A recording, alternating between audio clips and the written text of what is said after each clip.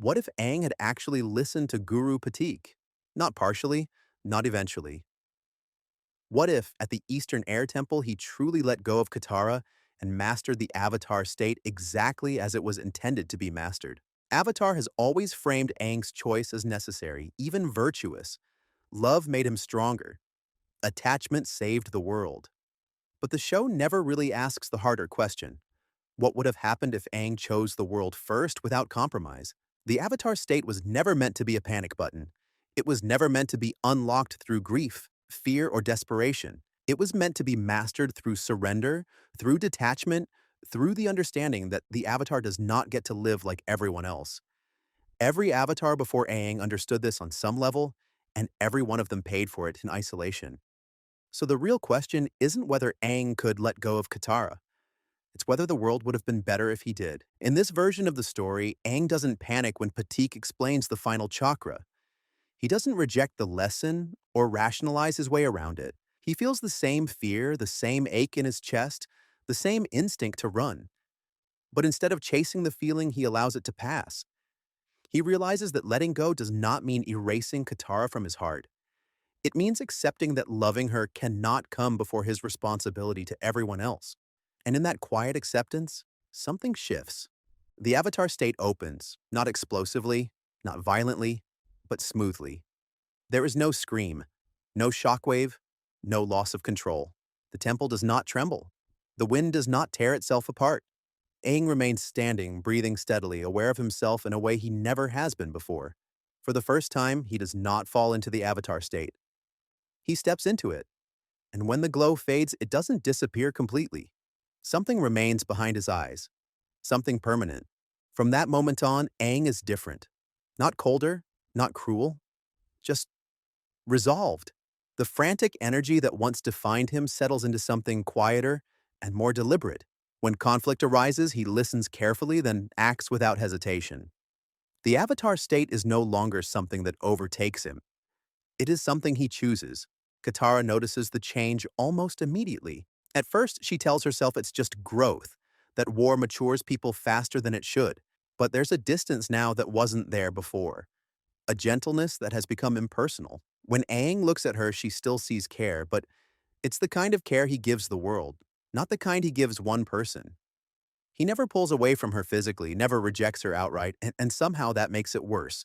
She didn't lose Aang to death. She lost him to balance. The war begins to change shape after that. With full mastery of the Avatar state, Aang stops reacting to the Fire Nation's moves and starts anticipating them. Ba Sing Se does not fall. The Dai Li are exposed before they can sell the city from the inside. Azula never gets the chance to orchestrate a slow collapse of hope. When she finally faces Aang, there is no emotional leverage to exploit, no fear to amplify, no attachment to threaten. He does not rise to her taunts. He does not need to. This Aang does not fight like a child burdened with godlike power. He fights like someone who understands that hesitation causes more suffering than decisiveness ever could. Battles end quickly. Armies retreat sooner. The Fire Nation begins to realize that the Avatar they are facing is not waiting to be pushed into action. He is already there, balanced, prepared, unmovable. When the time comes to confront Ozai, there is no desperation, no last-minute scrambling to unlock something that should have been mastered long ago. Aang enters the confrontation already complete. Ozai is powerful, yes, but power only intimidates someone who still fears losing something. And Aang no longer does. Energy bending is not discovered in panic or moral confusion. It is chosen calmly, deliberately. Ozai's bending is stripped away not as mercy but as necessity. The war ends not with a symbolic victory but with finality. Peace comes faster in this timeline. Nations rebuild with fewer scars. Leaders trust the Avatar without reservation. Disputes resolve themselves when it becomes clear that Aang will act if balance is threatened.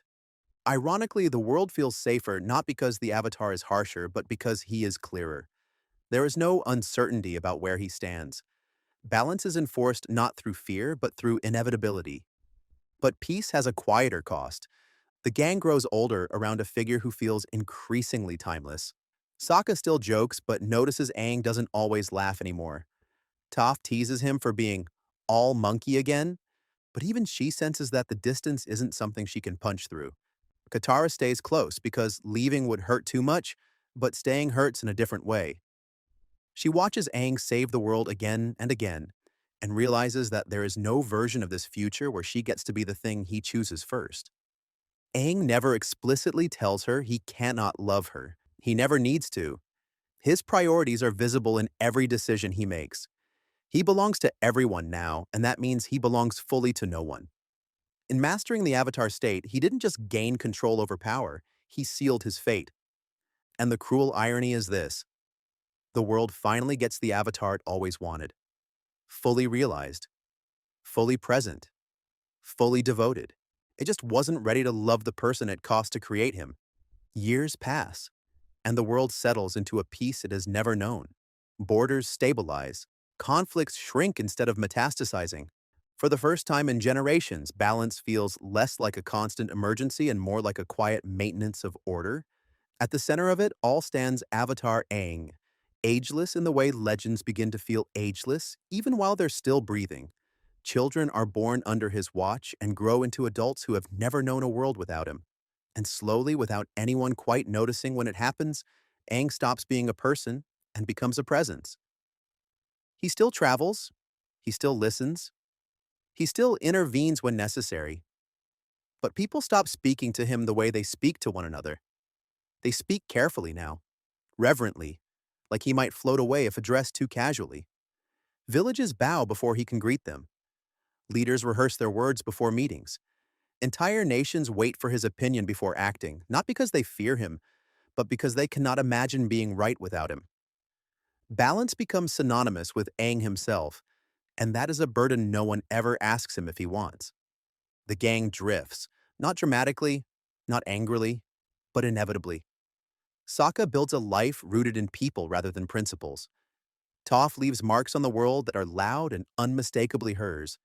Katara stays the longest. She always does. But even she eventually understands that Aang is walking a path she cannot follow. Loving him would mean accepting a role in his life that comes after the world, and Katara has already spent too much of her childhood sacrificing herself for others. She chooses a future that allows her to be someone's first choice. Aang watches her go without stopping her because stopping her would be choosing himself over balance. And he has already decided who he is. From the outside, Aang's life looks like enlightenment. He is calm. He is centered. He is universally respected. But peace has not erased loneliness, it has only quieted it. There are no more moments of reckless joy, no late-night laughter that feels unsupervised by responsibility. Every friendship Aang forms carries an invisible ceiling. Every connection stops just short of intimacy. The Avatar state hums beneath his skin at all times now, not threatening, not overwhelming, just present. He cannot fully forget the weight of the world, even in moments when the world is not actively on fire.